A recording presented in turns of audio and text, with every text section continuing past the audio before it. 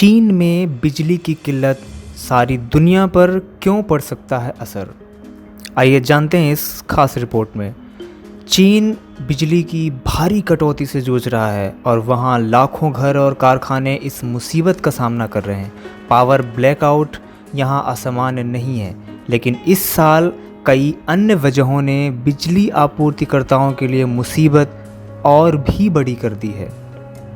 बिजली की भारी कटौती का सामना कर रहे चीन के पूर्वोत्तर हिस्से के इंडस्ट्रियल हब में यह समस्या और भी गंभीर होती जा रही है, क्योंकि सर्दी आ रही है और यह कुछ ऐसा है जिसका प्रभाव दुनिया के बाकी हिस्सों पर भी पड़ सकता है। आखिरकार चीन में बिजली की कमी क्यों हो गई?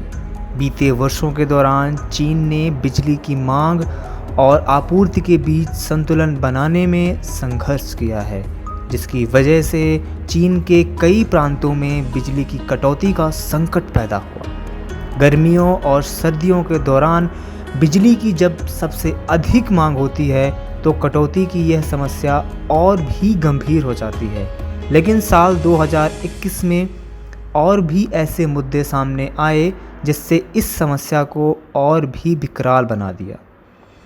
कोरोना महामारी के बाद जैसे ही पूरी दुनिया एक बार फिर से खुलने लगी, चीन के सामानों की मांग और भी ज़्यादा बढ़ने लगी और उन्हें बनाने वाले चीन के कारखानों के लिए इससे अधिक बिजली की ज़रूरत पड़ी।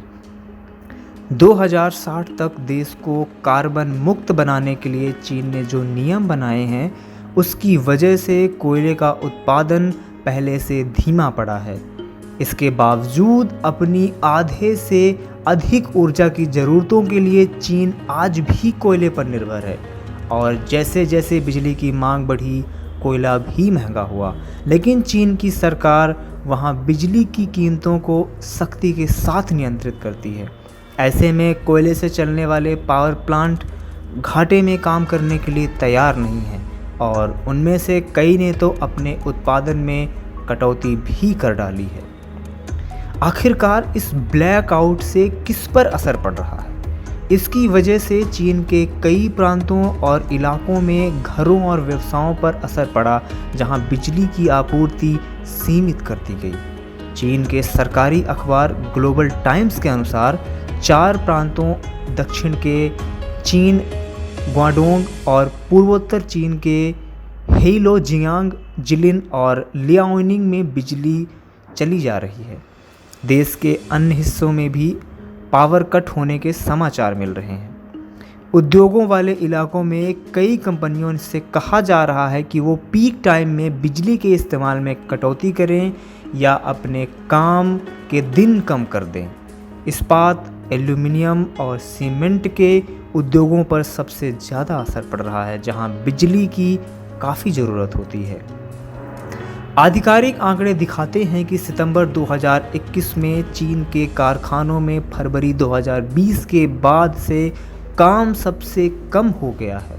जब कोरोना संक्रमण के बाद लॉकडाउन ने देश की अर्थव्यवस्था को ठप कर दिया था, बिजली आपूर्ति को लेकर जताई जा रही चिंताओं के बाद अंतर्राष्ट्रीय निवेश बैंकों ने अपने अनुमानों में चीन के आर्थिक विकास की दर को घटा दिया है।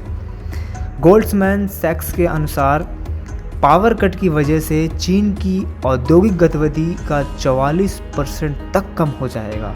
बैंक का अनुमान है कि दुनिया की दूसरी सबसे बड़ी अर्थव्यवस्था इस वक्त 7.8% की दर से विकास करेगी, जबकि उससे पहले इसने 8.2% रहने का अनुमान लगाया था। चीन के इस संकट का असर सारी दुनिया पर पड़ सकता है, खास तौर पर वर्ष के अंत में होने वाले खरीदारी के मौसम में सामानों की सप्लाई प्रभावित हो सकती। कोरोना के कारण बंद कारोबार को दोबारा खुलने की मांग में आए अचानक उछाल की वजह से दुनिया भर के विक्रेताओं को पहले ही मुश्किल का सामना करना पड़ रहा है।